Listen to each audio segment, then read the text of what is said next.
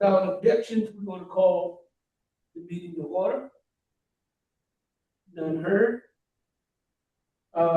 Welcome tonight, July 16th, 2026, Police Accountability Board. Thank you for coming tonight. Thank you everyone for showing up. To all guests, thank you tonight. Just a reminder that this meeting is recorded and to be aware and besides benefit on you.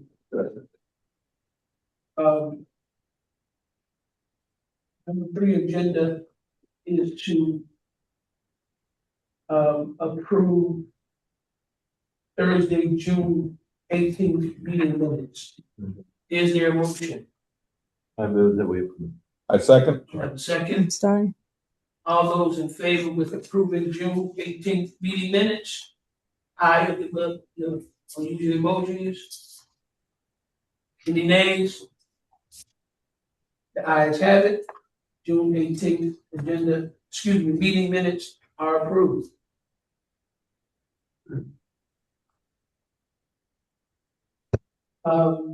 Next action item is to approve tonight's agenda, July 16th. Is there a motion? So move. Second. We have a second. Any conversation before we move to a vote on tonight's agenda? None heard. All those in favor with approving tonight's agenda, say aye or raise your hand. Any nays? None heard. Ayes have it. Tonight's agenda has been approved.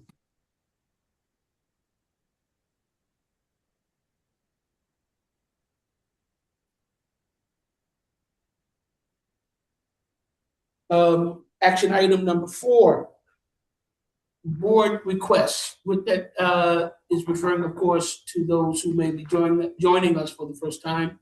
Board request is an opportunity for board members and ad hoc groups to make any requests that you have in your sub work that you're doing within ad hoc groups. Any requests of the staff members?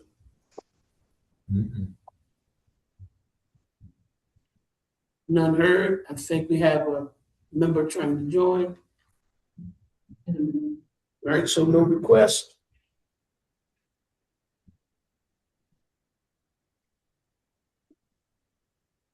We will give, she's wearing multiple hats as usual tonight, Laura, so we will give her time till she's adjusting in all of our social connections and Miss anybody? audio and visual. So we give her a moment to catch up with us before we move to the next action item. Give her a chance.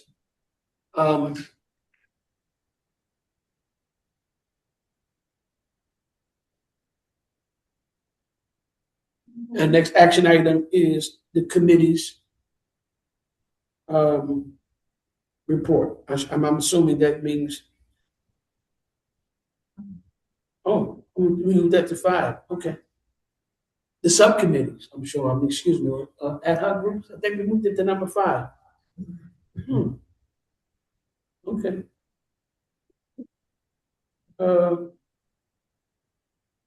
Let's do that. Yeah, are there any updates, reports from our subcommittees who are working on the projects in reference to our list of recommendations that we're preparing for the commission in the fall? Chair recognizes Mr. Williams. Thank you. Yeah, it's not necessarily an update, but it's clarification. So I see here, I don't know if that is further in the agenda or if I can address that now. And this is in response to Captain Michael Pratt, the Chief of Staff for Chief Yamada, and an email that he sent. And I just want to put a record to in reference to the The ad hoc committee for. Yes, thank you, in reference to that. I have a spot for you all for that gives you more time. Okay, thank you. So, yes. Is that, That's fine. All right. Thank you. any other updates along with any other ad hoc group?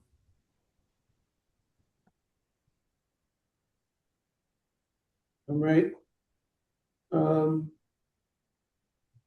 We will address that, Board Member Williams. Thank you. On that response. Hello?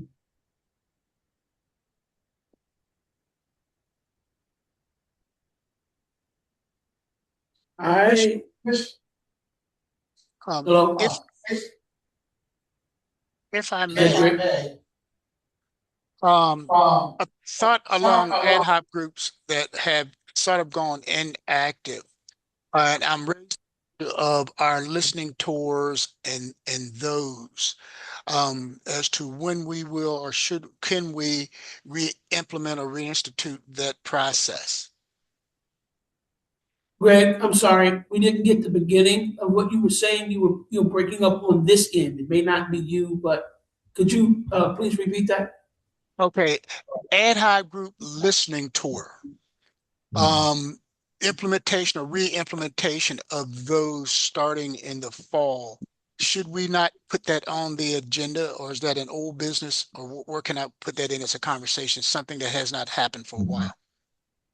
I believe that that's still old business, and it's been the continuation because that's always been part of the PAB's, founding character and SOP. So I don't think it's a matter of re-implementing. It's just a matter of putting something down on the calendar and how, what, and when, what that looks like, and just moving forward with it.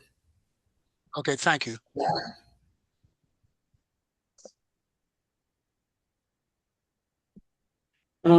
I would like to make a motion for the chair's report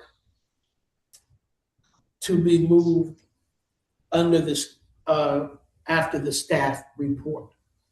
So I would like to make a motion just to move that agenda from action item 6 and actually make it action item 7 and let action item 7 become 6, which is the staff report. Don't think it requires a motion. Right. No, it does because I'm switching the agenda that's been made public. Really? Yeah, the Okay. agenda's been made public. So, okay, a second. All right, we have a second. All those in favor of, say aye. Aye. Any nays? Ayes have it. We will just move action item 6, making it 7 and making 7 6, which is the staff report, which means we're now at that item, which is staff report. Okay, thank you. We're going to start with the June 2026 complaint report. All of the complaints are eligible and under investigation. We received 3 through the portal. 2 were defined as eligible by Montgomery County Department of Police, and 1 was defined as eligible by Rockville City Police Department. Complaints received through other methods, we received 8. 3 were received by Montgomery County Department of Police. 3 were received by Montgomery County Sheriff's Office. 1 was received by Tacoma Park Police Department, and 1 was received by Rockville City Police Department. Moving on to the special legal counsel budget for June, the administrative charging committee spent $14,231.25, with remaining of $5,587.50. The police accountability board spent $1,309.50, with $3,991 remaining. The net remainder is $9,578.50. Are we good, Chair? Yes. Okay. Last meeting, we had an action item or request to provide a location for this Tacoma Park Police Department trial board, which took place July 14th and 15th. Although it's passed, just to let you know, it was held at Montgomery College in Silver Spring, Tacoma. Additional action items was to forward the memorandum to Montgomery County Police Department for validation. That was done, will be discussed a little bit later.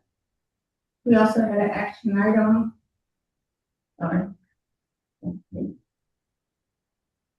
Action item regarding complaints submitted to PAB website portal. And I will let Dr. Stoddard give you more information on that. I also received a request for PAB funding source to be discussed with the chair. That was sent to the chair, and your schedule was sent to the Baltimore PAB on July 9th. That concludes my report. Dr. Stoddard? Before we move on, may I ask a question? Yeah, I'm sorry. Yeah. Your question is in reference to, The complaint report. all right, let's let Dr. Stoddard Sure. finish the report, Yes, and sir. then we'll come back to your Great. question. Good. Dr. Stoddard? Good evening, all. Apologize I couldn't be there in person. Had a little bit of a conflict with childcare this evening with my wife out of town. I have three things to report on. Number one, following our June meeting, we had outreach from the county council's public safety staffer, Susan Farag, about the scheduled July 27th work session.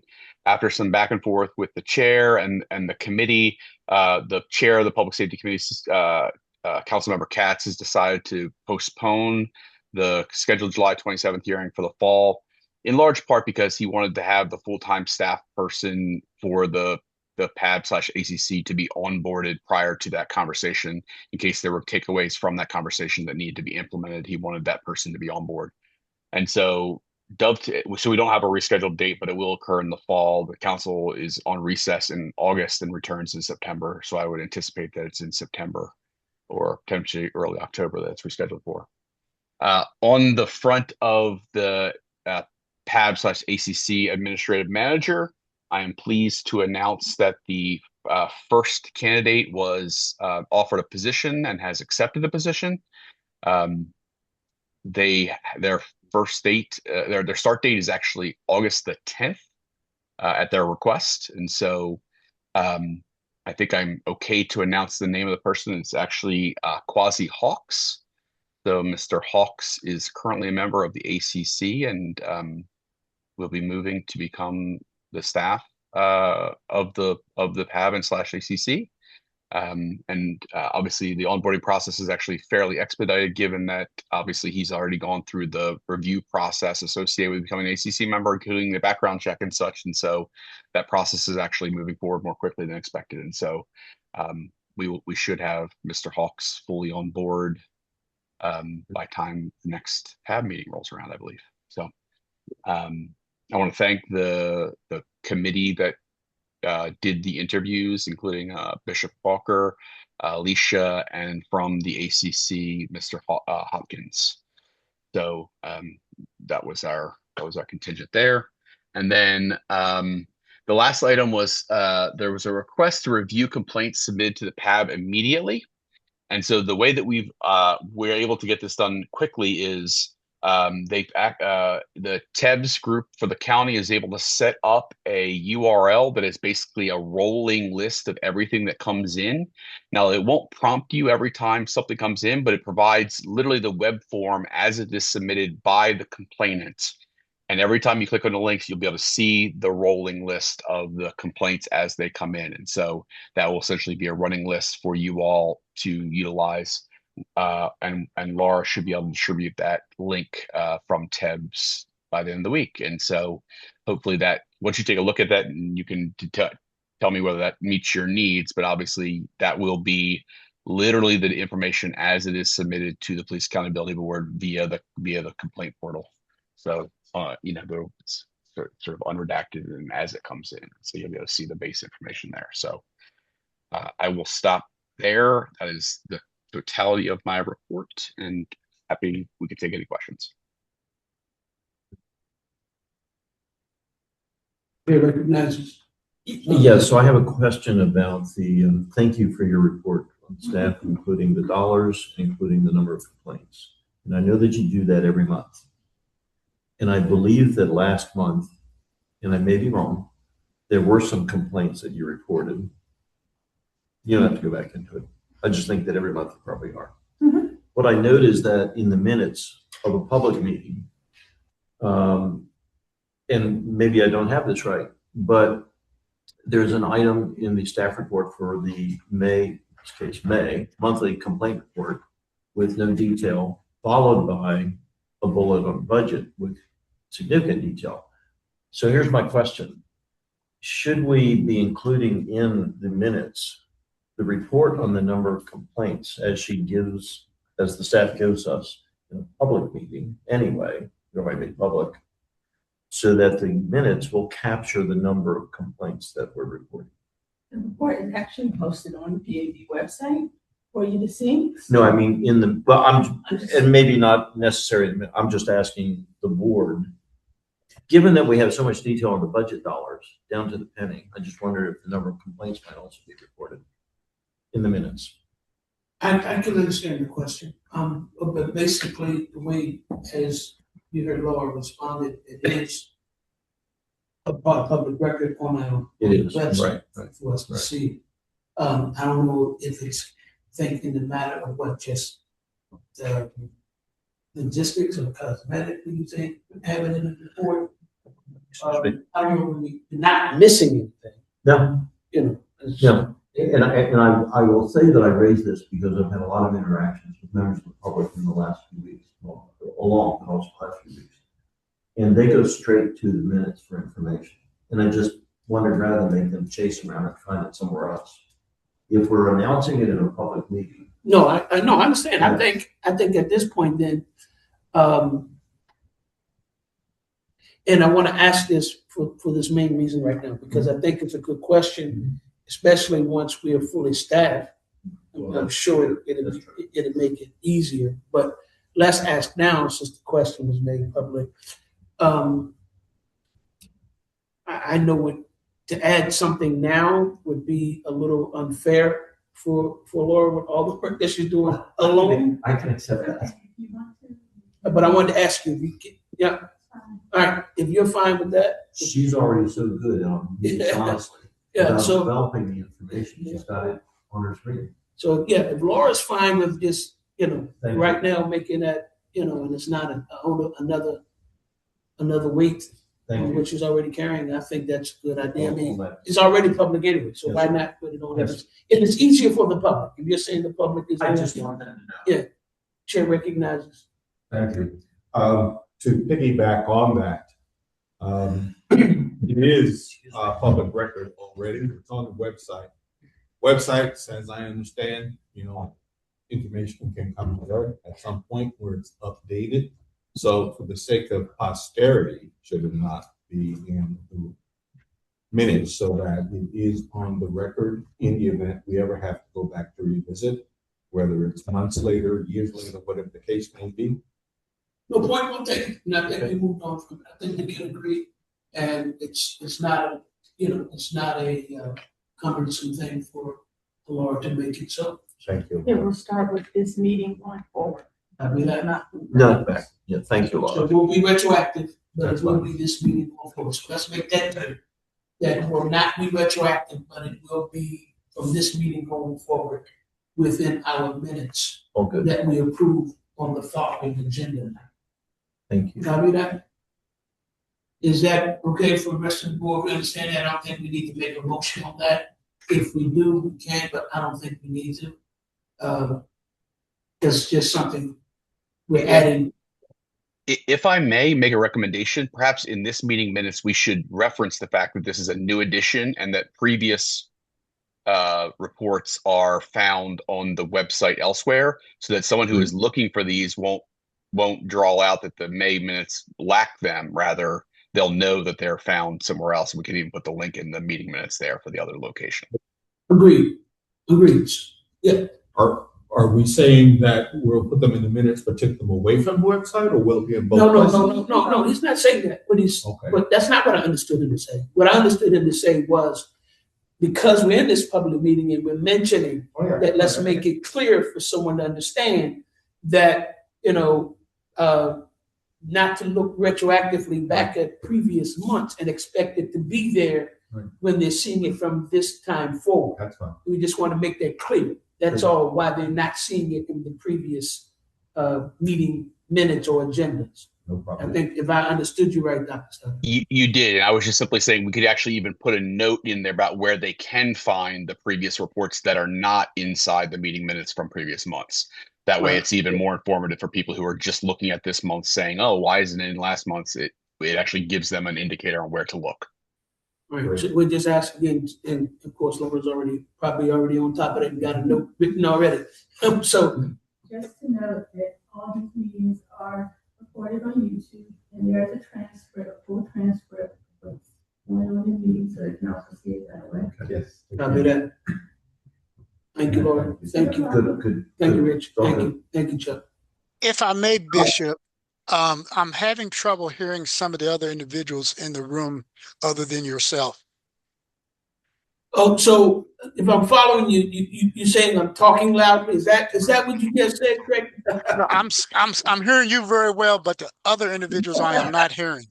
I'm just kidding. I'm kidding along. You know how it is, Greg, is with us old preachers, man, we project. You got to make sure some of the congregants hear us in the back that are trying to follow through. You know how it is. All right, we'll lift our voice a little for you, Greg, so you can hear. And I think, Dr. Stoddard, were you completed in what you wanted to present? I am. Thank you. All right. I have one question. Actually, the chair recognizes Chuck. Thank you. Laura, you mentioned about the providing space for the Tacoma Park Police Department. Yes, that's where it's going now. Did that happen? Because I was there yesterday, and I will admit it was a new campus for me, so I roamed the wild ground for a while, but the door was locked when I got there. So did they finish the work prior? Because I didn't go the first day. I don't have information on that. We don't get that information. Yeah. We don't get that information. Yeah. So that wasn't provided. So Okay. I think what is being provided is what's mandated, and after that, anything else, it's is what that is.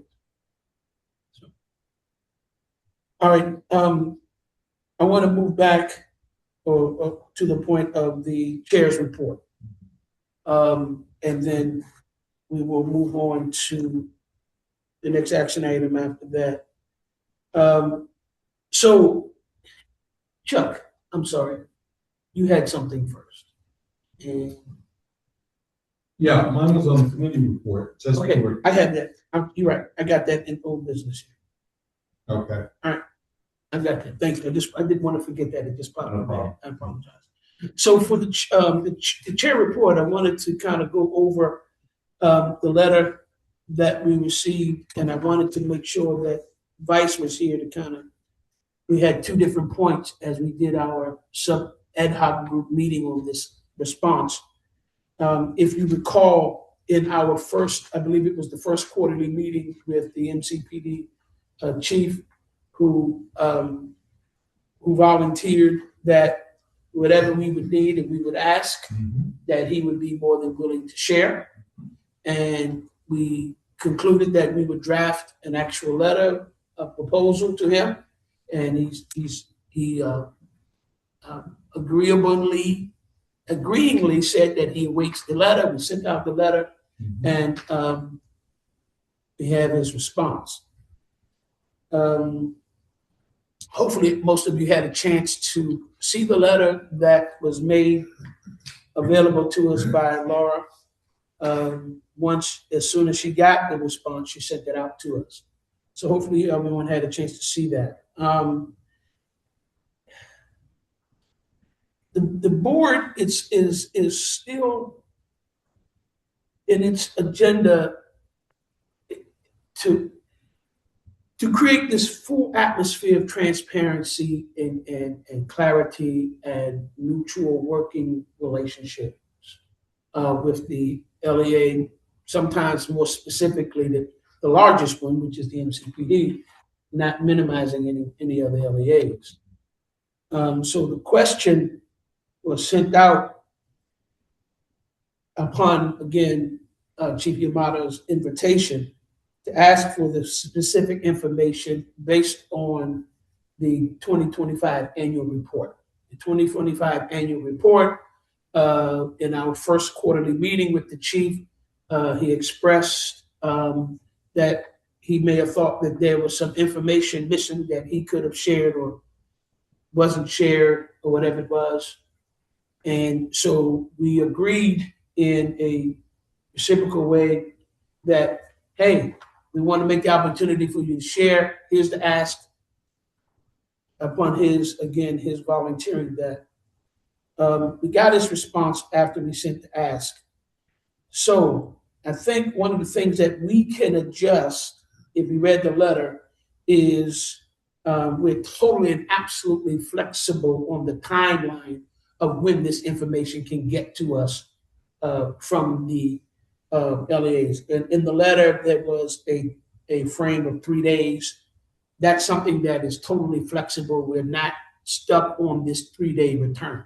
Once a complaint comes into, or once any of that information comes into the LEA, the PAB is not saying, the PAB is flexible in when they can get that information to us. Because sometimes when information comes into them, and we see it on our report when it comes in, it's incomplete sometimes. Someone may not know the car number or the officer's name, and so incomplete information, but when they get it, they have to do a process where they do a timeline, or they do what is called a CAD in research, and when that CAD comes up with, this was the car that was in that vicinity at that time, and so forth and so on. So we're adjustable, we're flexible to that 3-day thing.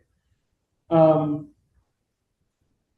think based on this response, hopefully everyone had a chance to read it again, it takes us back into this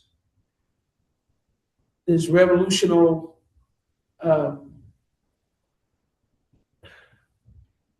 atmosphere again of what information the PAB is getting and when we're getting it and who we're getting it from.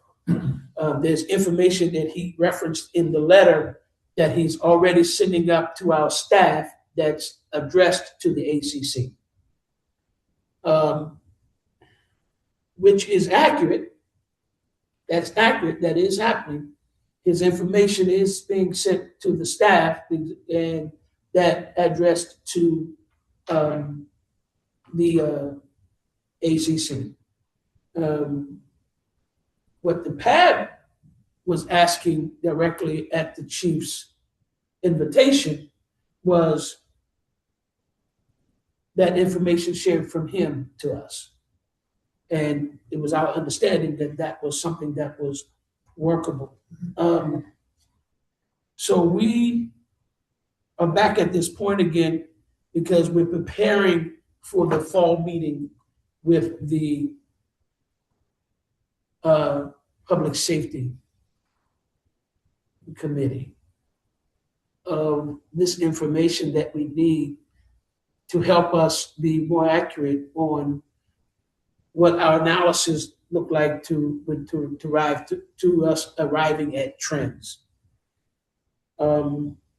So our special counsel was very instrumental in part of this reach out. Bishop? Yeah. Yes. What letter? I did not see the chief's response. I saw an email response today, but I did not see the chief's response to Shelley's letter. Yes, he sent it out. Well, what was the exact date that you shared it? The email was sent to you, the vice chair. I have now forwarded it to PAB members. I thought you were the vice chair. I'm sorry. Thank you. I forget that. Now. All right. Thank you. I'm sorry. Let me clarify that. Laura did send it out, and I apologize for not clarifying that it wasn't to the general board. It was to me and the vice chair. But as we speak tonight, she has shared that with the rest of the board, that letter. And if you have it, you have it. And if you don't, please feel free to kind of skim over it tonight. But there's a few key points that I wanted to leave space for vice chair. He's on his way, actually. He just texted because there's a very important point I want him to make as I make my point. My point in the responding to this letter is there was an invitation from the chief that he's open for the PAB to ask. We made the ask. Now we get a response to the ask, and it's taking us away from what it is that we were asking for because it's bypassing us going to the ACC. The ACC, we're still working with the special counsel on getting that information back to us because we get it initially anyway, if the complaint especially comes through our complaint board. One of the key points I want to really make out is that you volunteered and was open to a request. Now we're here saying that you give this information already. But if you give this information already, that's the information we use to write our 2025 annual report. But you had questions about the report. So if you had questions about the report, we asked you for new information that you thought was relevant. So this time forward, our 2026 report would be more complete. Yet you're saying that you've already sent the stuff that we're asking for, then we can't have a complaint about the 2025 report because that's what we used. What you're saying you sent, we used in our analysis to come up with these trends. So somehow or another, we need to create a better atmosphere with this hurdle that we seem to have come to how we can get over this together. Because at the end of the day, we still need this type of information. The PAB needs this information to help us be complete in its analysis and finding trends. I mean, it just has to happen. I want to inquire this of Laura. Laura, the information that the LEA or NCPD is sending to the ACC. Yes. What format is that in? Comes in an Excel sheet. And I can't hear you. It comes in an Excel sheet. An Excel sheet, and that is accessible only to the ACC. Yes. Okay. And does that information have any identifiable information in it? Yes. Okay. And would it be an onerous task to have that information, the identifiable information, redacted and that forwarded to the PAB? I mean, I don't want to make you do anything, but I just want to make sure, is it too much? Is that a significant ask to have the identifiable information redacted? We don't really have that capability. Okay. It's a lot of sheets, so I'll check tabs and see if there's something. Yeah, because I don't think the request is Maybe forward to the dashboard. right. I don't think the request is in itself an issue because we can ask anything. We can ask what we want to ask. Can the staff turn the sky green? But we can ask what we want to ask. I think so, which is what I was getting at, special counsel. Thank you so much. Does the PAB want to move forward with now?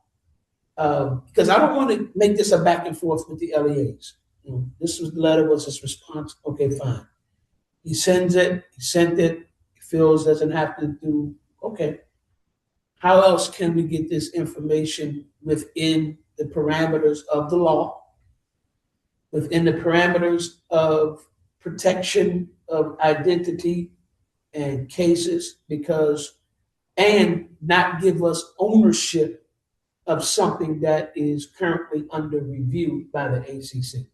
So we have to be careful of all those things because we don't want to be in ownership of something that's in review and then we be subject to an what is it?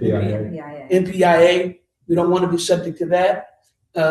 Yet at the same time, we need this information to do the correct and accurate analysis to find trends. So I see Dr. Stoddard hands up. So we're going to have Dr. Stoddard, and then we're going to come to you, Chuck. Okay. Dr. Stoddard.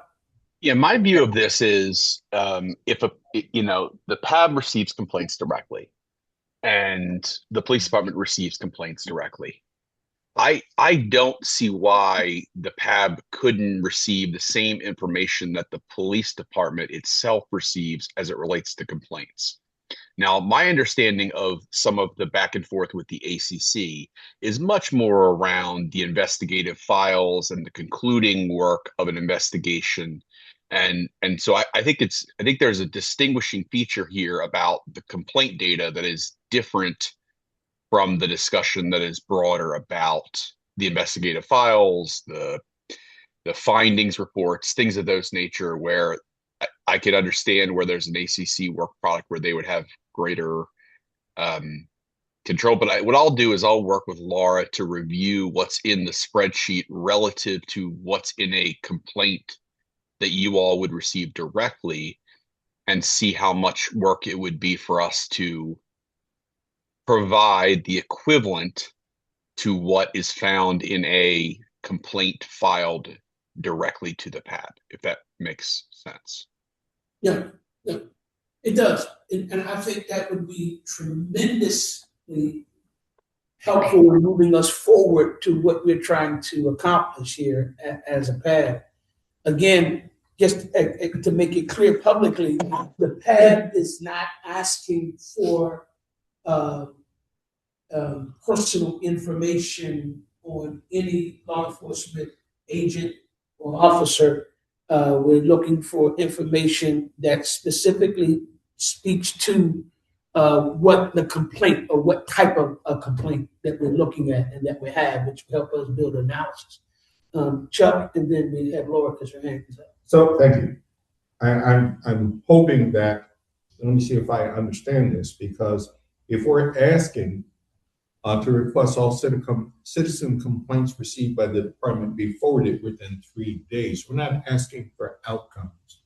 So my concern is that it puts the PAB in a position that we don't know what it is that we don't know.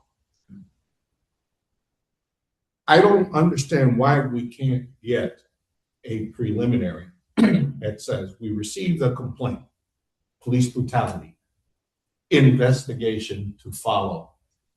We can deal with the outcome later. We need to know so that we can track it, number one, and number two, so that we can compile data. If it turns out that it's unfounded, so be it, but it was a complaint. Mm-hmm. So I don't understand why we can't get that information within 3 business days or 3 days. Well, I can answer part of that. Let me answer part of that as we play Angel's Advocate. The reason why we need to be flexible on the 3-day part of that request is, let's say a complaint comes straight into an LEA. Mm-hmm. And in that complaint, the person or persons or entity didn't know a specific piece of information that's pertinent to the complaint. And so what the LEAs have to do is they have to do an investigation to find out what officer or officers were in that location. When was it? What's the specific one? Listen to CAD calls, listening to what car was out to what specific officer. Mm-hmm. And so before they even share that information, they conclude on what that all is. So when they send the complaint up, it's a completed as much as possible, because they can't complete if a person decides to be anonymous and stuff like that. But in reference to the actual officer, what the complaint is and toward, that has to be fully done. And sometimes it takes more than 3 days to complete that type of work before they even send it to IA. Before it even goes up to IA, they do that part, send it to IA. IA starts their thing, finish their thing, then they send a review to the ACC. So the 3 days thing, I think we gotta be completely flexible on that.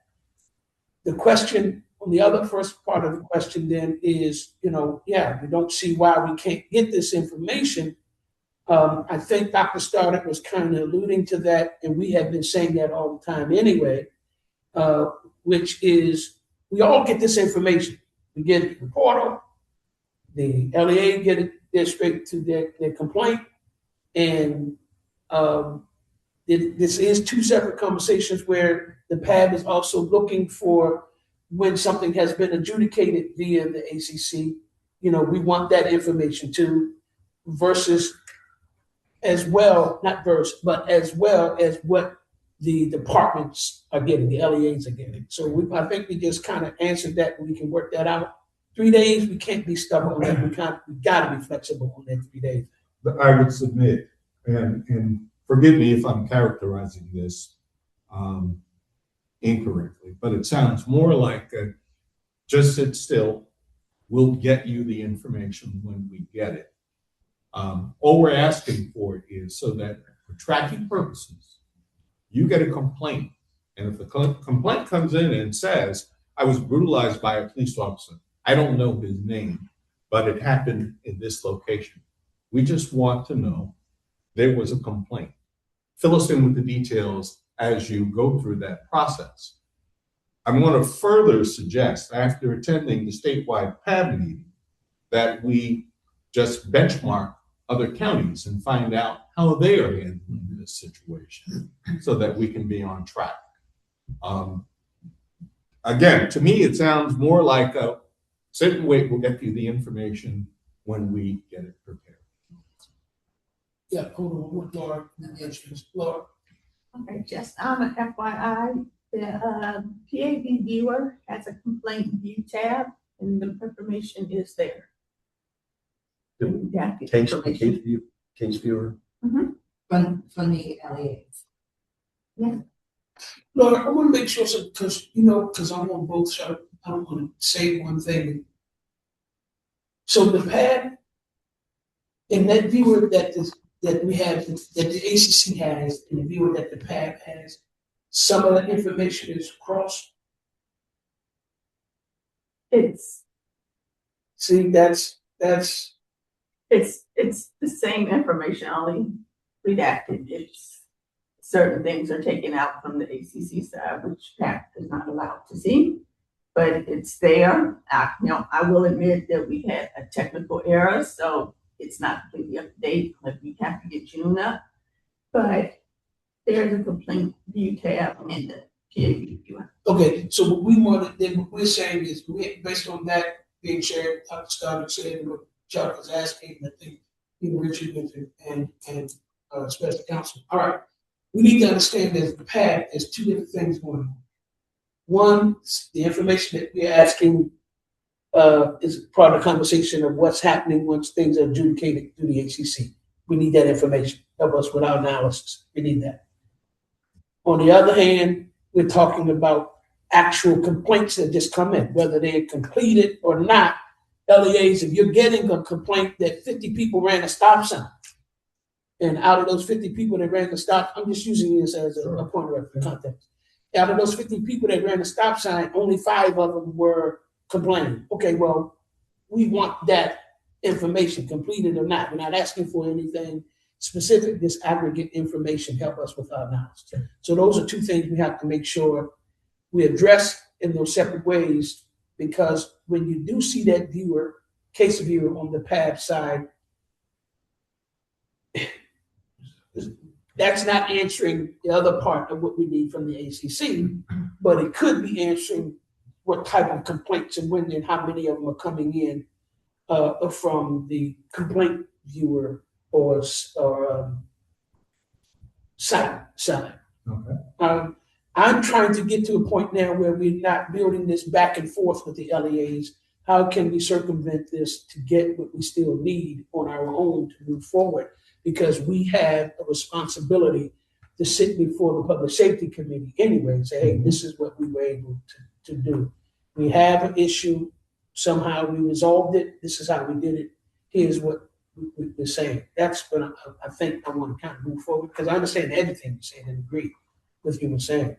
What I was going to say is that based on what the way the letter was written, I gleaned from the letter that he was saying that this information was already sent to your administrative staff. That's my reading of what he was saying, that he believes that we have access to this because it's sent to this ACC and the PAB have the same administrative staff.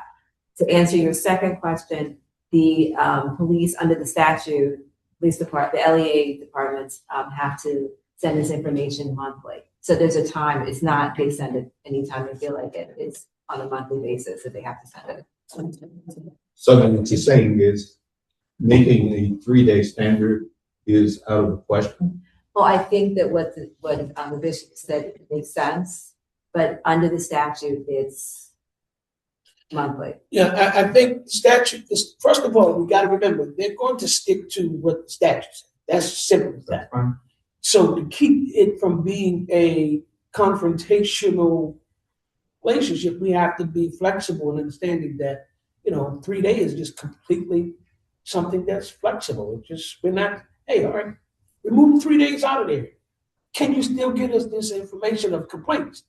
Which is what you're saying, you even said articulated, which we've been saying. All right, you don't have to give it in 3 days. And we know legislatively you have a month to get this information. But what the PAB is saying, based on the relationship that was introduced at the first quarterly meeting, let's do better than that. Can you get us the information? Okay, if it took you 5 days, if it took you 10 days to get what you think was adequate and informational and educational enough to share with us, so be it, as long as we get it. I think is the key point that we want to try to make in reference to this. So if we're going to respond specifically to this letter, we have to be very strategic in responding that we're not asking for what you're already given. Because when it's already given, we're not asking for that because we have it. It's going directly to the ACC and it's not addressed to the PAB. So what portion of what he's sending to the ACC, to administrative staff that's addressed to the ACC, what portion of that information do we want? And so that's what we need to make clear in this response to him. What portion of that information that he's already sending to the executive staff addressed to the ACC that we want? And we're not saying 3 days anymore. We're flexible on that. We're just saying, hey, again, if 50 people ran a stop sign and you have that information and you think it's adequate to help us with further analysis to find trends, we want that too, along with what we should be getting from the ACC after they adjudicate and help us to find what trends are. Dr. Stoddard, I see you, but you just said it. Give you a minute. Are you ready? Sure. Whenever you're ready. All right, Dr. Stoddard, I want Vice Chair, same point, and I'm gonna have you, please, Vice Chair. I just thank you for indulging here. I apologize for being late. I was actually at a community gathering around the incident in the Lost Knife Road. And I just want to let you guys know that there's a lot of information that people want. To Bishop Walker's point here, and what we're trying to get at is data and information so that we can enable transparency and increase public trust, right? That is ultimately the objective of the PAB. And there are a lot of people that I talked to about that today, residents and community organizers and legislators who are keen on better understanding what we need to better do our jobs and to better effectuate the mandate of the PAB.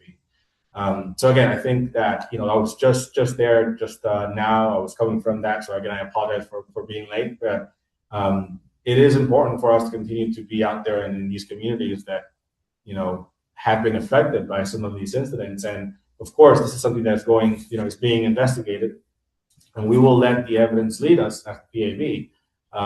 But no matter what, we need to be able to instill in the public some trust that there's transparency. And for us to do that, I think we need, what we need. We need more information from our law enforcement agencies. We need to establish those trends across the board and reach out to our county council and county executives on what recommendations specific to that we can make to improve policing in our community. People are yearning for that out there, and then we need to be able to provide that. So, because I don't want to keep beating this in the ground too much longer, because we have a lot to cover, Sure. and we have Dr. Starter's hand still up. So what I want to come away from this particular action item tonight is our immediate response to the chief's letter, to our request that he encouraged us to ask him. What do we want? Because we already know, maybe we need to clarify that the information that is currently being shared by his organization and other LEAs to the executive staff that's addressed to the ACC, we don't have that privy to right now. So what of that information that is already being shared that we want to abstract from and specifically ask him for is what I think we need to kind of develop so we can respond to this letter. Dr. Scott? And maybe Laura should clarify this. Because the question really, because I think you're asking the exact right question. What information is not currently in the viewer that you all have access to that you think you should have? Because Laura, if I'm understanding what you said correctly, the complaints that are coming to the LEA that are provided to you monthly appear in the viewer. Is that correct? Yes. Yes.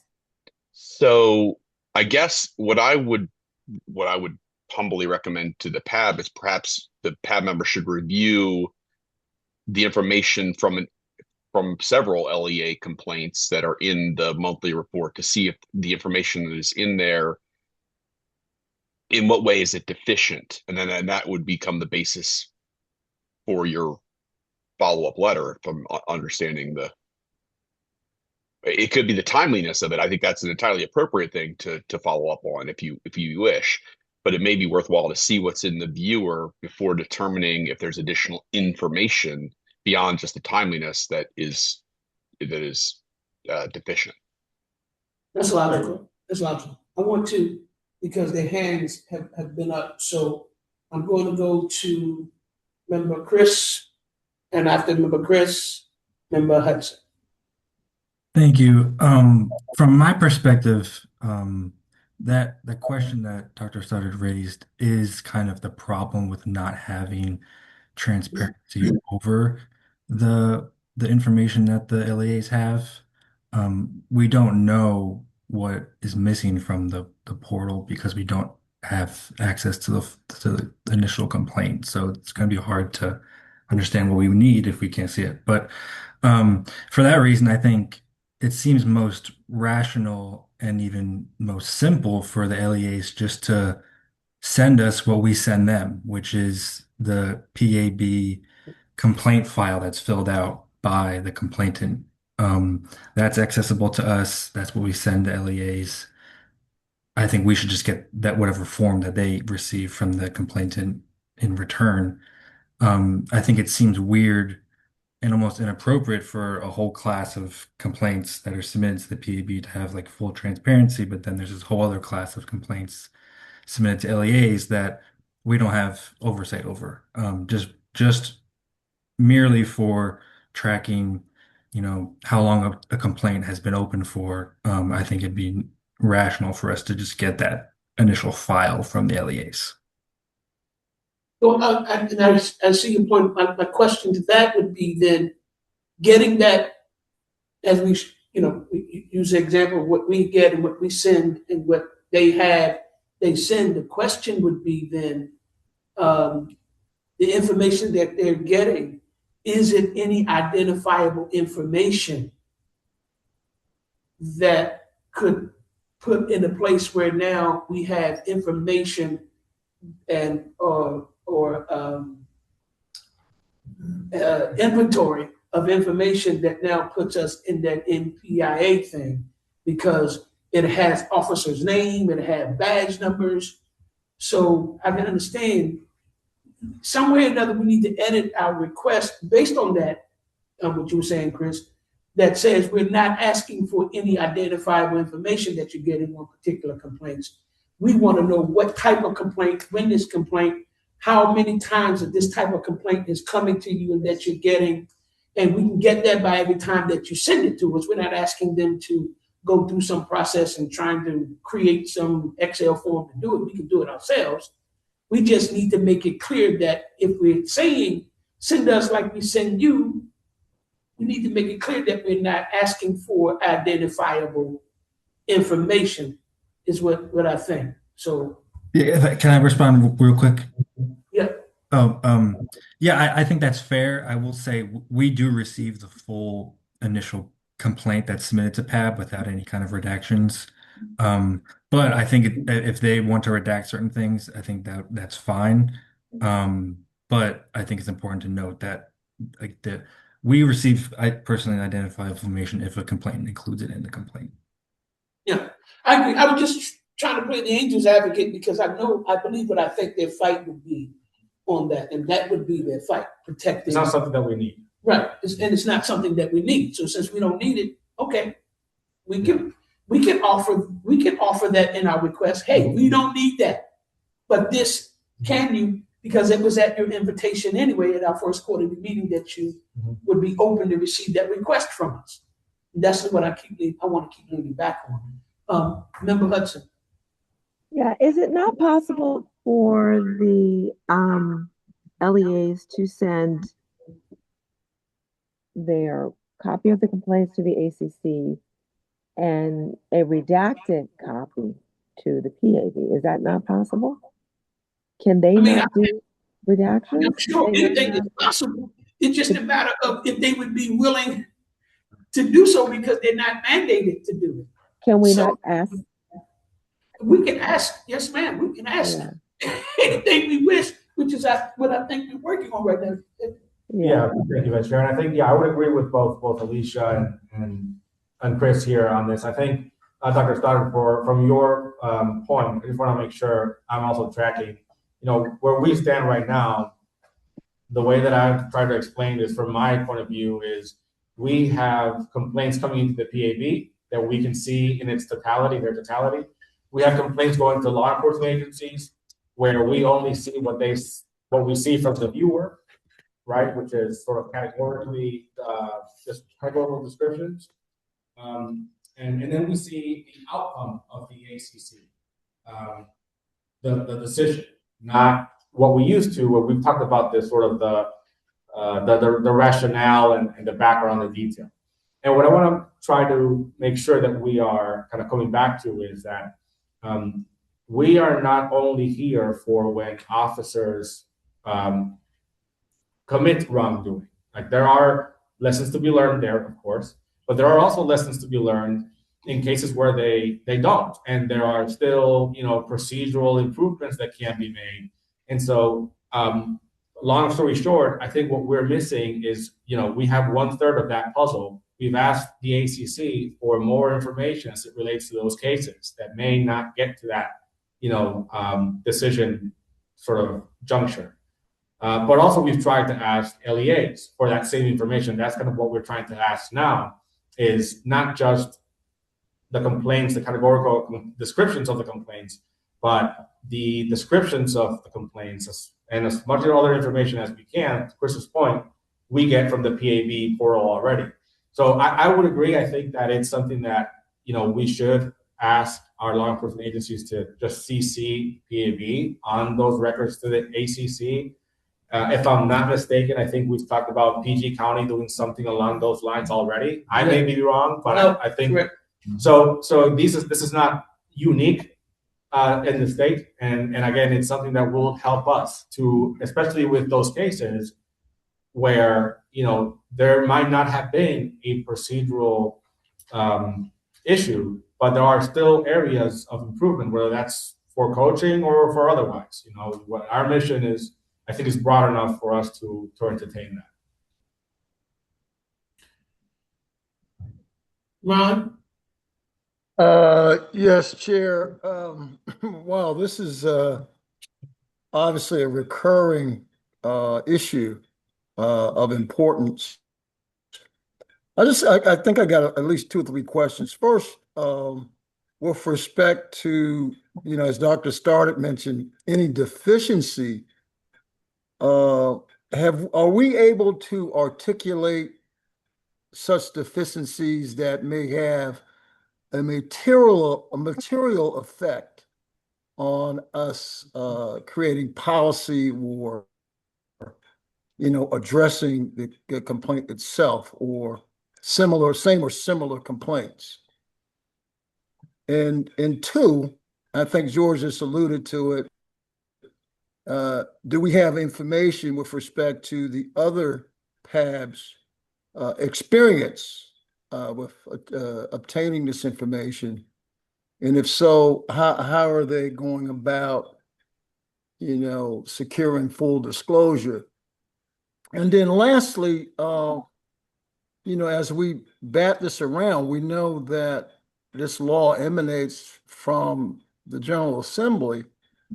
And very soon they're going to be looking at, what if any bills need to be dropped to address, certain and sundry issues. This might be one of the things to, one, create more transparency and also uniformity amongst all the Maryland PABs.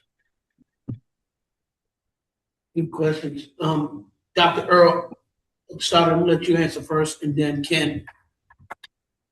I think Chris actually made a very compelling point as far as I'm concerned. I do think it's entirely reasonable that PAB just ask for the unredacted reports, because I tend to, the way I was thinking about it is, if you're getting information already, it's a matter of what you don't have.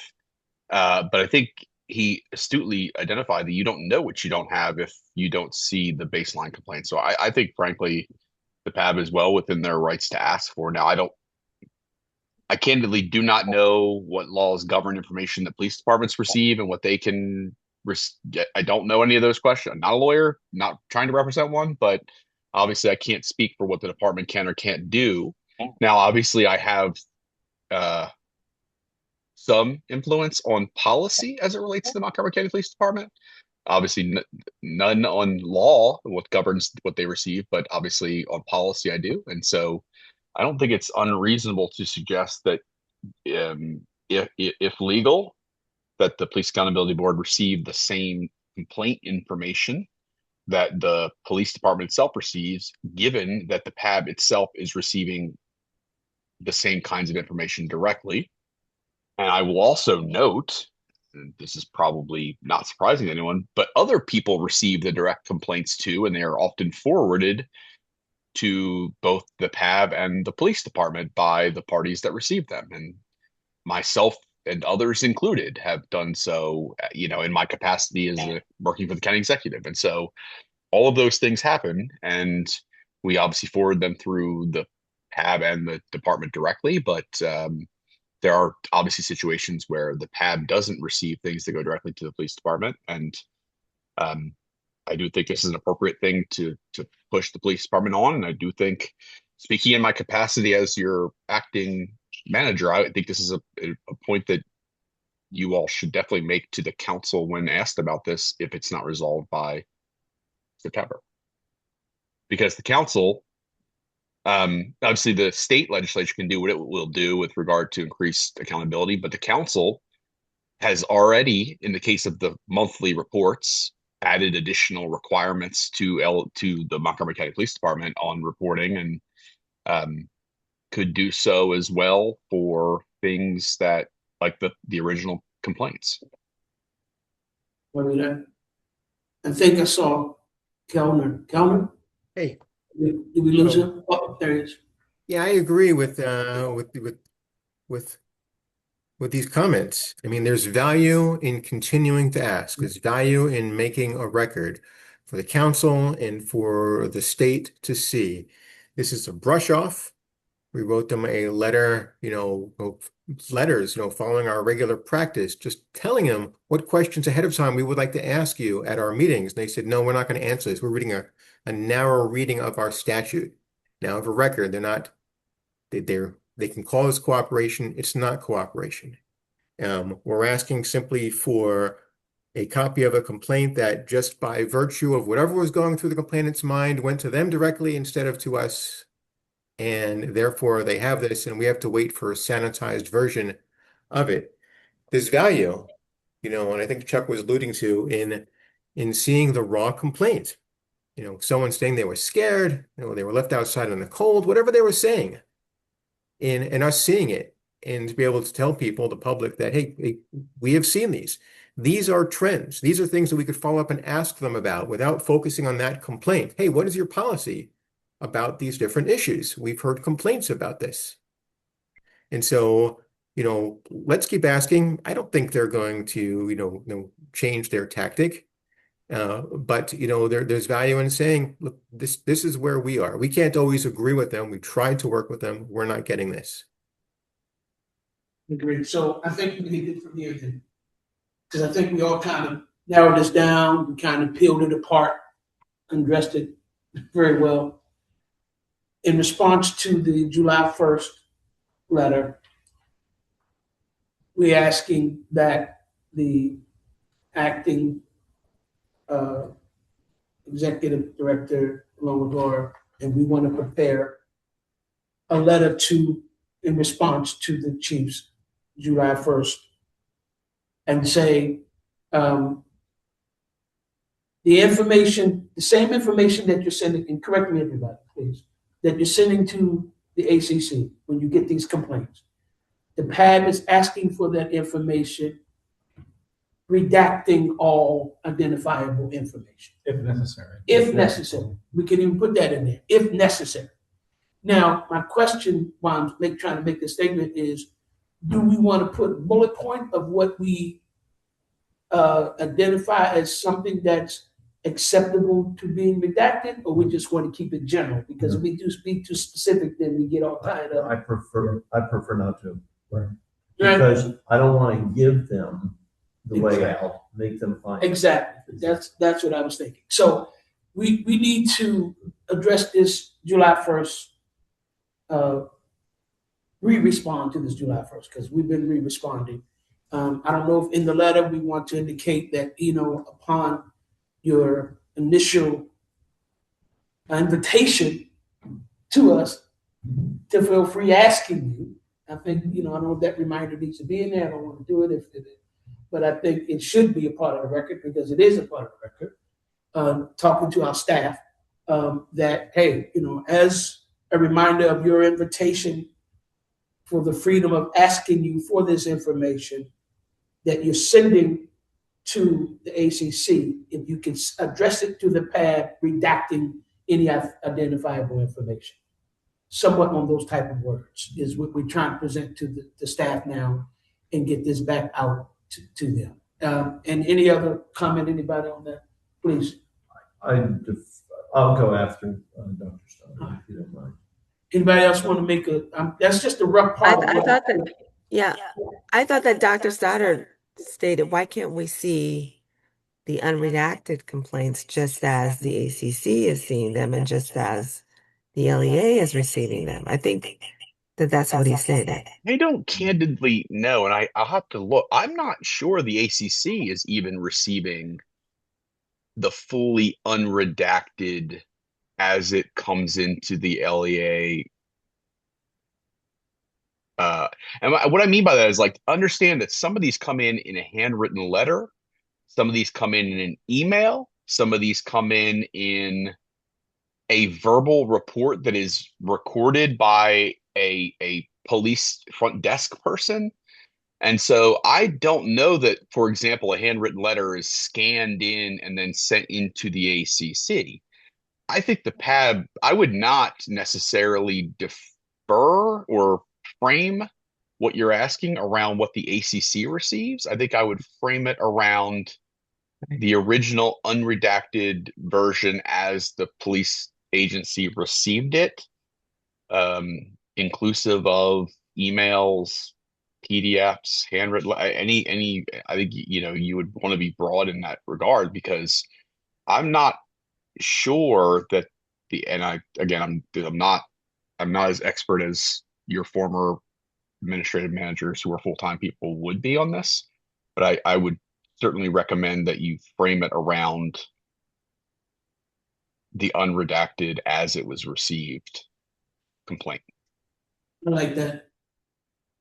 I like that. Yeah, we got another like on that. I like that as well. I think it's fair. It's fair. Yes, my question is, and maybe I've just missed this point, is Chief Yamada responding for MCPD alone? Not for all the other LEAs? Well, my answer to that is, Yes, sir.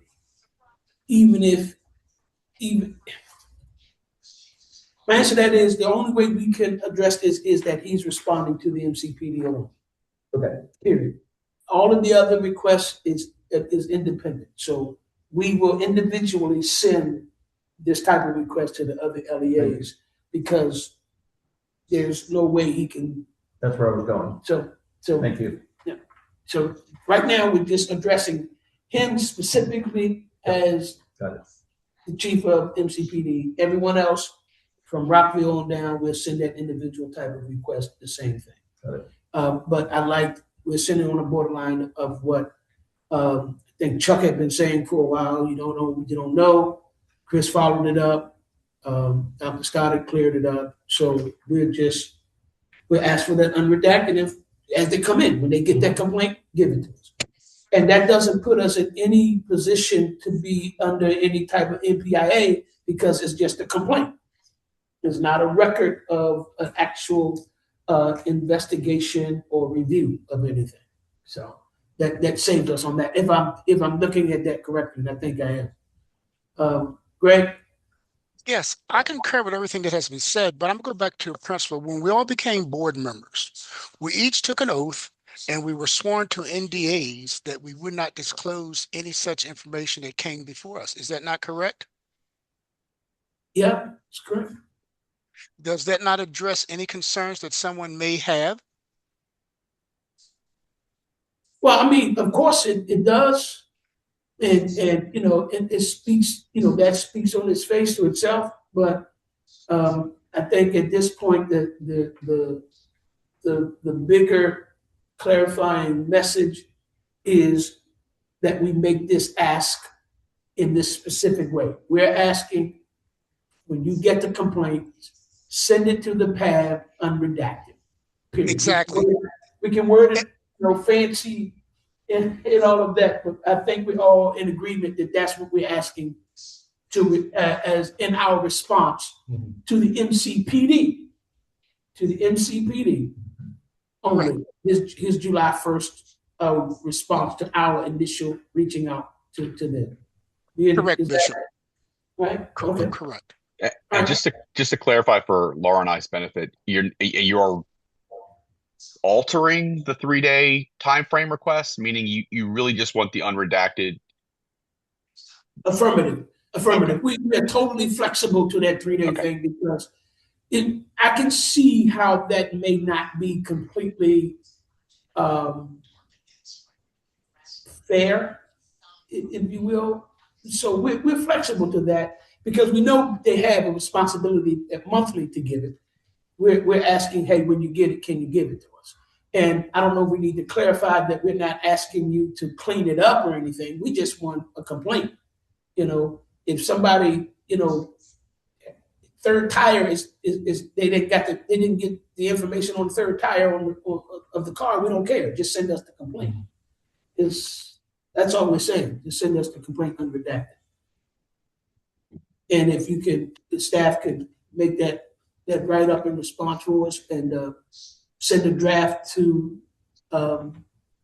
myself, Vice Chair, Special Counsel, and, we'll approve it immediately and send it out upon, because we all agree that we need to. All right. Okay, I think we got that, and I know I want to, unless there's any other statements or questions on that. Staff has the request, they want to move forward with it. All right. Action item number 8. I guess it's 8 now, still 8. Any public comments, any member of the public that we have tonight? I don't see any member of the public.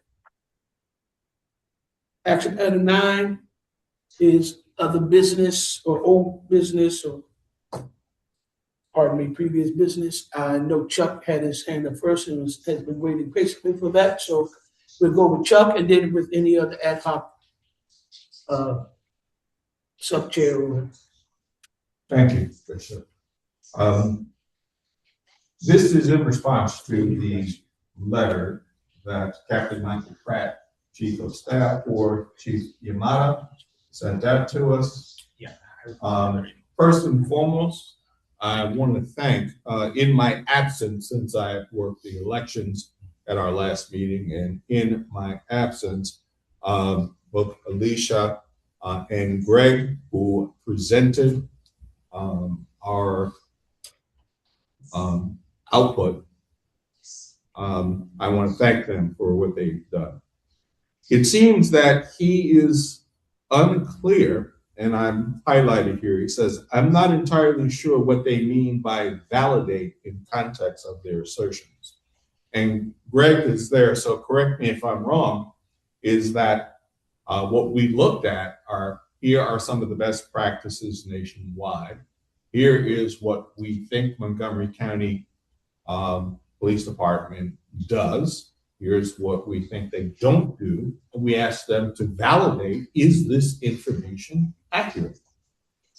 Right. We asked them maybe validate the way that they honed in on the word validate. We weren't asking for approval of the memo. Maybe that's what they were thinking in its entirety, but we were, and Laura's going to send a follow-up. I suggested some iterations to follow up in response. And she said she was going to go ahead and send that out. But we definitely want their response because it's an open, in my opinion, it's an open dialogue. We presented to you the data from our annual reports. And then Greg researched the best practices that were nationwide and lined up Montgomery County's practices with nationwide practices. So our question was, is the chief seeing something different in his analysis or his seeing or his observation of MCPD's data? That to me, it wasn't unclear. They seem to be hung up on, oh, do we have to make some kind of approval of this memo? No. We really wanted them to look at it and look at the data within it. And what are they seeing as they're looking at their complaints coming in? That's what we asked. Very good, Alicia. It is taking a holistic approach. Here's what's out here. What are you doing? Are you matching up? Are there changes that can be made to meet best practices?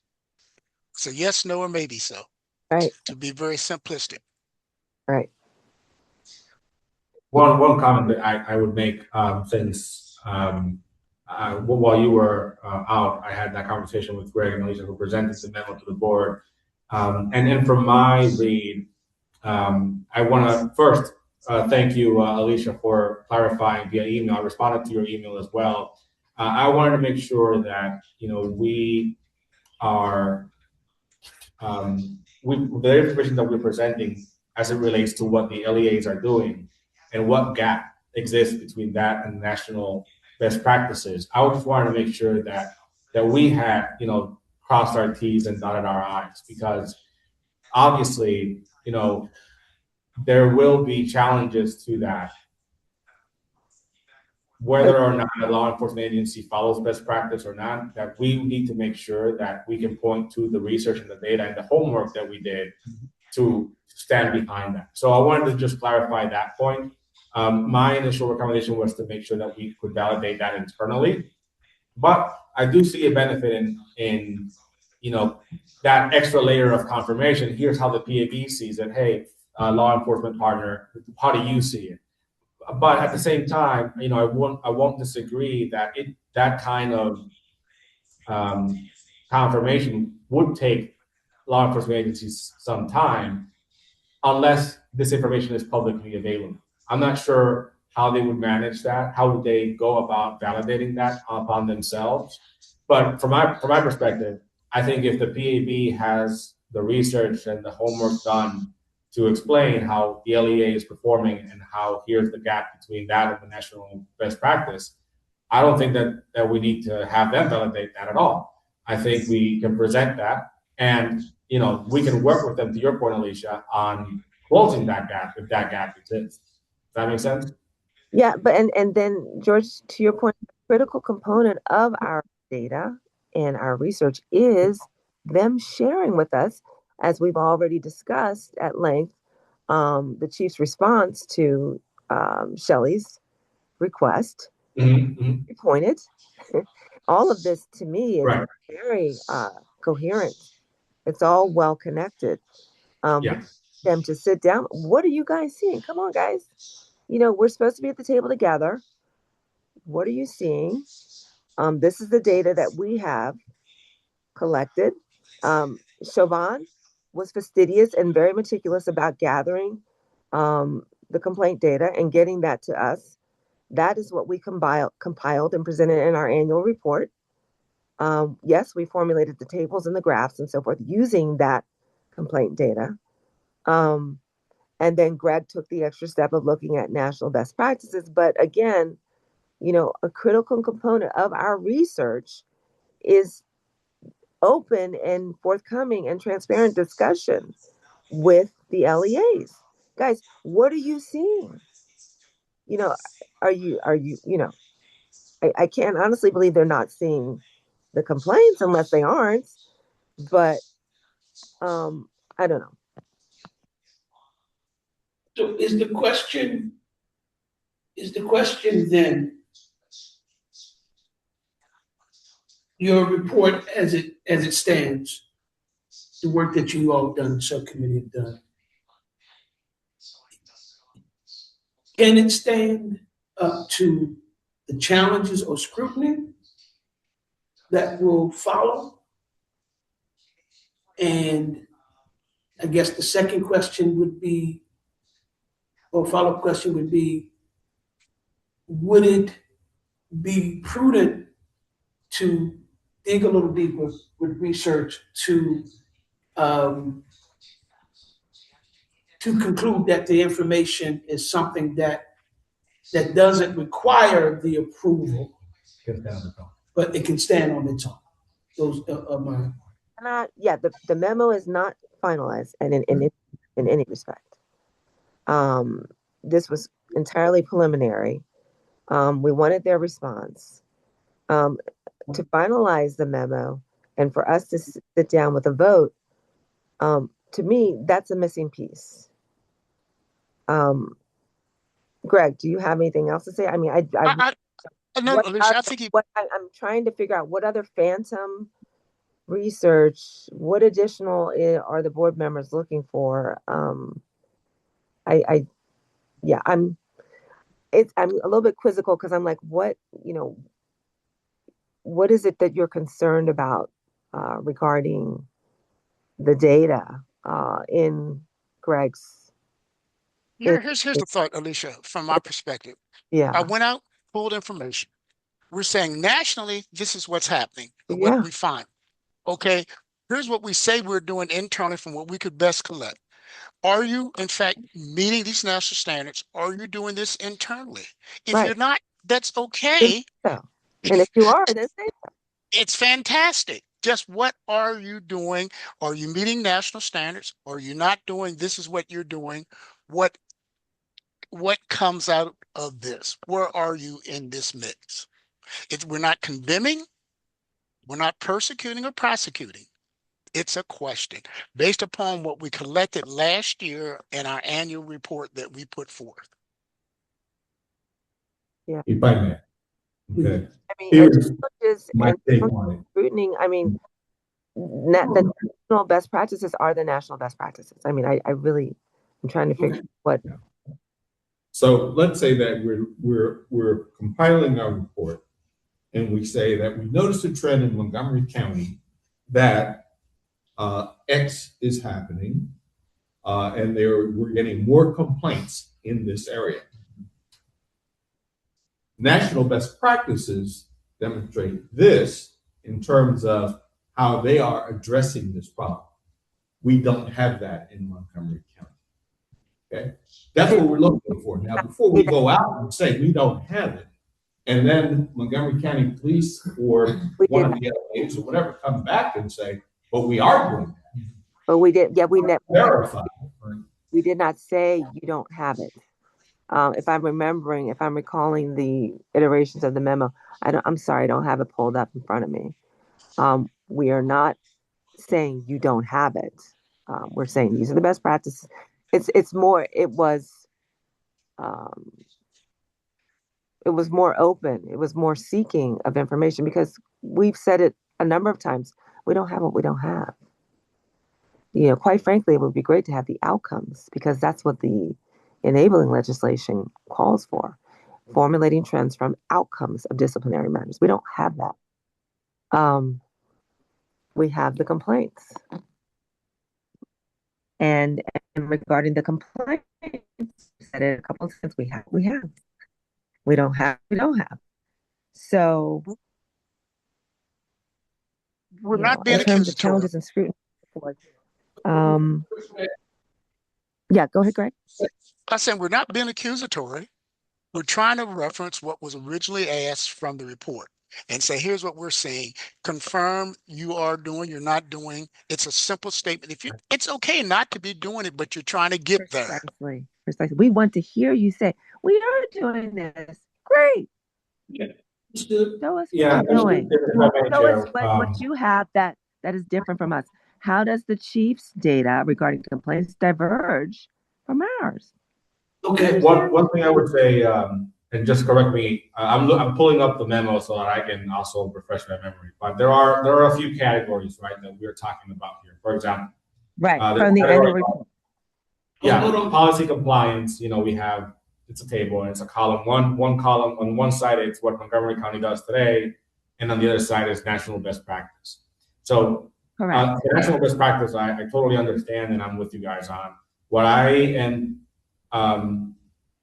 trying to get at is for what we say under policy compliance, for example, it's that policies vary by LEA and there's inconsistent compliance monitoring.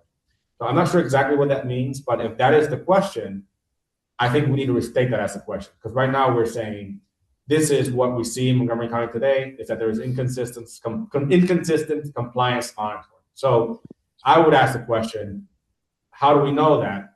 Or I would ask the question, can you confirm how policy compliance exists within a specific LEA? That is what is unclear to me personally. Okay, so Greg, yes. are you okay with tweaking? Are you okay with tweaking the language? Greg? Yeah, that is perfectly fine to tweak the language. If it does not make clarity from a perspective, then tweak the language to elicit the response that you are looking for.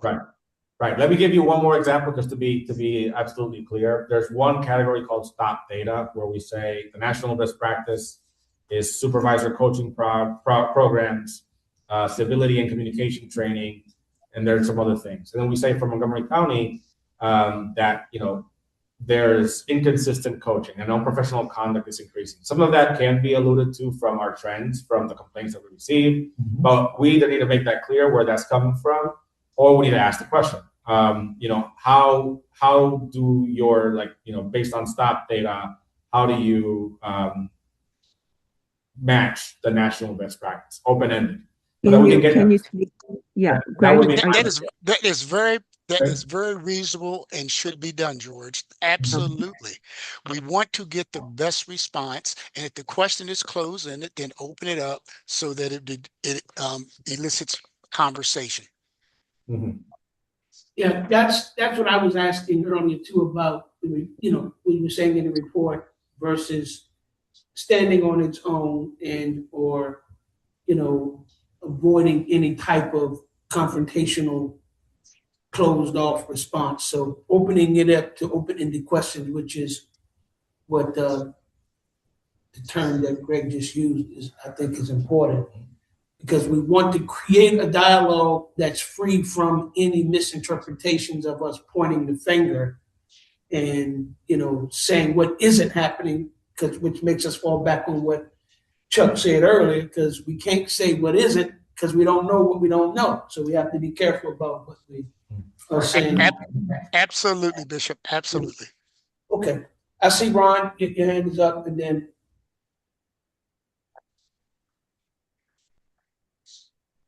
I think you're muted, Ron, if you're talking. Oh, I'm sorry. Yeah, I was just saying, great discussion, great report. But I was just thinking that the MCPD is mandated to file at least an annual report. I don't know if it's inclusive of the things that we've mentioned, but I would think there's some information out there either annually or interimly that would maybe address some of the issues there.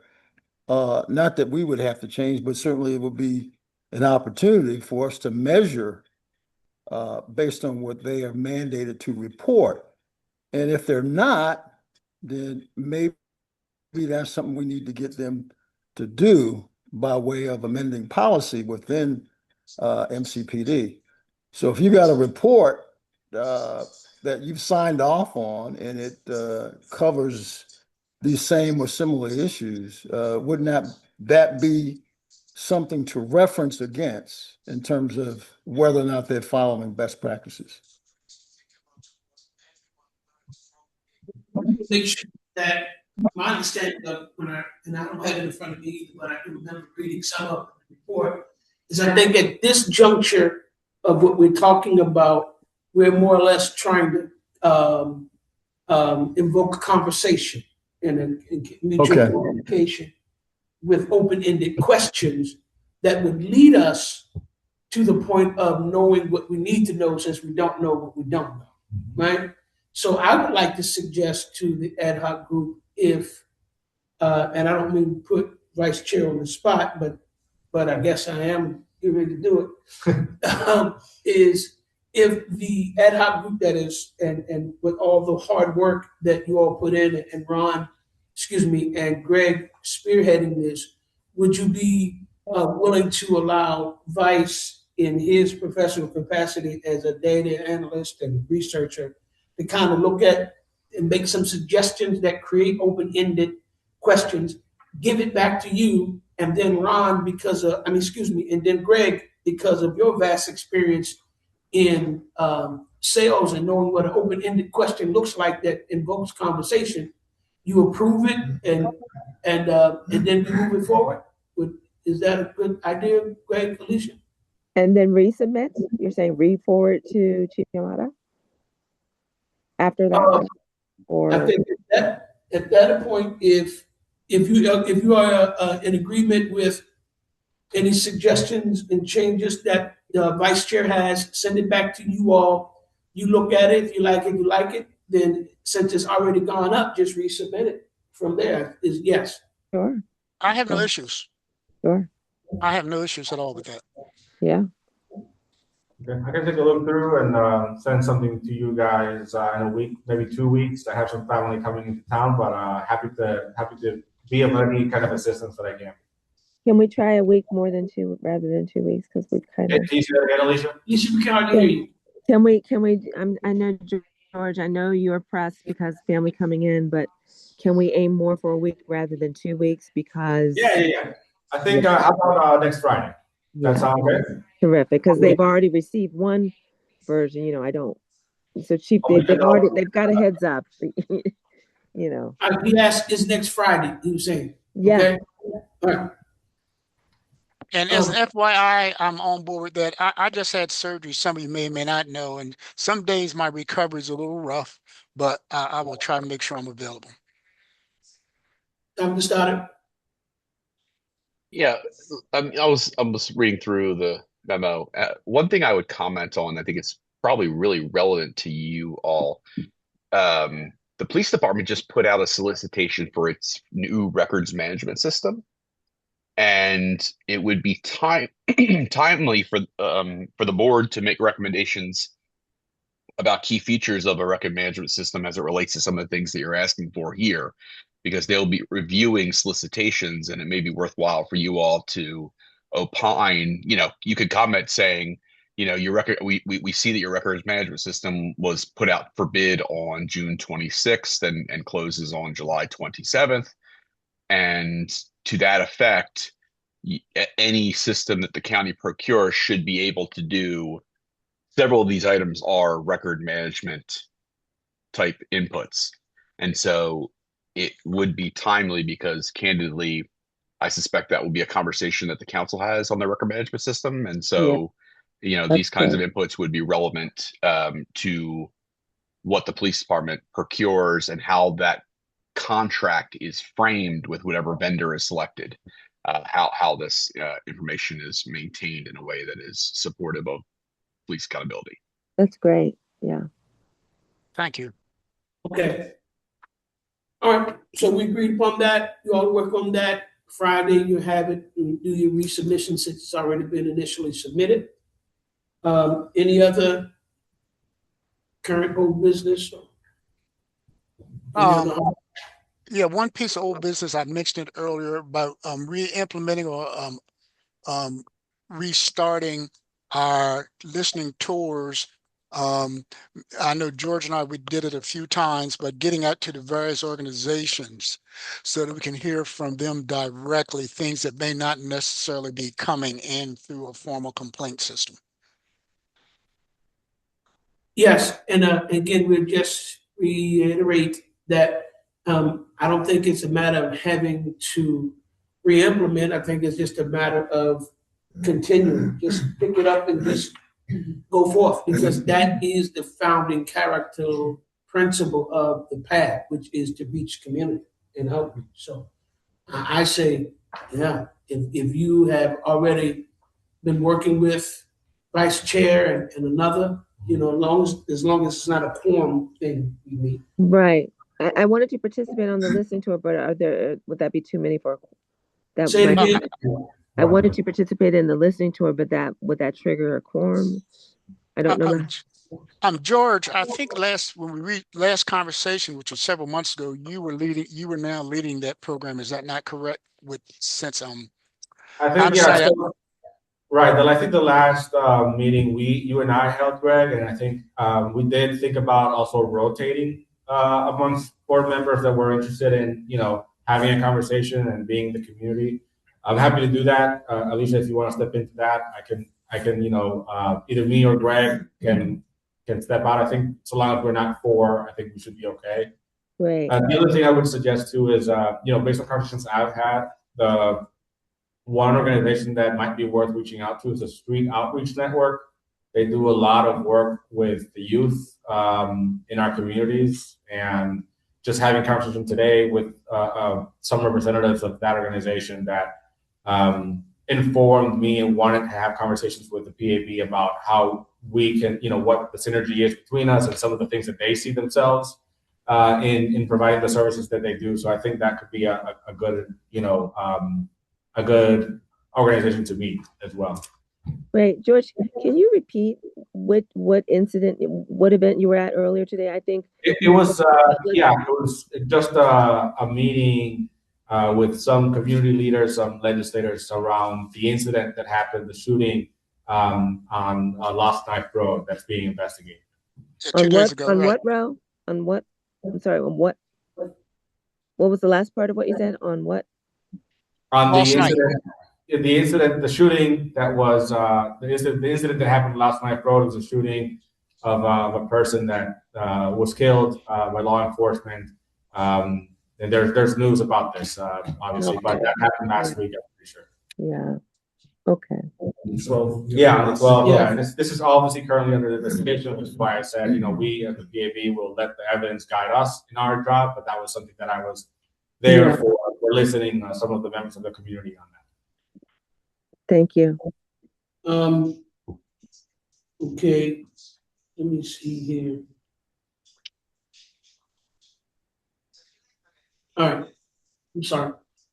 All right, so that's it. Before we make a motion to adjourn, I wanted to speak on that note. In reference, as you probably may or may not be aware, I get a lot of calls from a lot of leaders in the community, both elected and advocacy groups, in reference to the recent unfortunate incident of the loss of life that has affected everyone. And I get also requests from newspapers. So I've responded to several of reporters by saying that, first of all, we are, our thoughts and prayers out to all of those who've been impacted by this loss of life on every side possible. Yet, as members of the PAB, we have to remain vigilant that any response publicly that you make, your disclaimer is you're making it as an individual, not as a PAB member, period. I would suggest, refraining from any other public comment while an investigation or possible review is forthcoming or possible. I would suggest refraining from anything. What I told several reporters is that the reason why I will not comment is because it is ongoing investigation that possibly could turn into a review on the ACC side. And as an ACC member, I do not want to contaminate what would fall in our purview if it ever moves to that type of venue. So again, I would caution you of making any type of public statement, but if you do, it's on you, but I would really encourage you to strongly clarify your disclaimer that you're doing this on your own and not as a member of the PAC. That would definitely save you a lot of headache and the PAB a lot of headache. So I would encourage you to do that. Is what I wanted to make on that. Yes. If I can on that, help me understand. If this action that we're talking about does not result in someone filing a formal complaint, then basically whatever we have to say, what you're saying is an individual. That'd be correct. We're not. That has nothing to do with that, right? I don't know if I'm comfortable with, because it's hypothetical, and I want to, try to answer it hypothetical. What I would say is currently, again, I would encourage you to be very cautious, without clarifying the disclaimer, and even to be more safe, I would just, withhold any type of public comment because we're not disparaging this profession, but unfortunately, sometimes some things can be misprinted and misrepresented. It happens. So I'll say that and leave that alone. I've been a victim of that. So anyway, all right, that's all I'm saying. But again, we are a public board, and whatever happens and said and done, it will get out there that the PAB is this or the PAB is that. We want to kind of eliminate any of that. So if there are any other business points we need to make, any other? I don't have anything else, except I just found out that my power is out in my home. And it's what, 90-something degrees? No wonder you've been taking your time. Trying, I don't know what's going on, so it's completely out. You know how it is with this heat, the house warms up faster or gets cold faster, depending on the weather. So I need to get on that to see what's happening. If there's nothing, is there a motion? Let's recap. We have the staff working on the response to the July 1st letter to the chief, asking for the unredacted complaints that they get in, send it to the PAB. We have Vice Chair going over the subcommittee's report and suggesting some open-ended questions, then having it confirmed by that same subcommittee to resubmit to the captain, I believe, or was it the lieutenant? It was Captain who responded. Yeah, the captain who responded. And I think that was the two major things on the agenda. Two takeaways. Okay, so if with all that said, is there a motion? Bishop, I think unredacted complaint. Yeah, Yes, I'm sorry, unredacted. What did I say? I thought you said You already. Okay. Good to clarify. Good to clarify, thank you. But unredacted, thank you, Alicia. She can reprimand you and then give you that smile and make you feel better about it, so thank you. All right. Okay, is there a motion to adjourn? Move to adjourn. Second. Second, all those in favor? Aye. Aye. Any nays?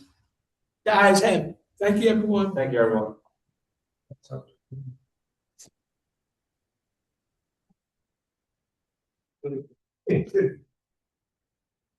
I gotta go see if this.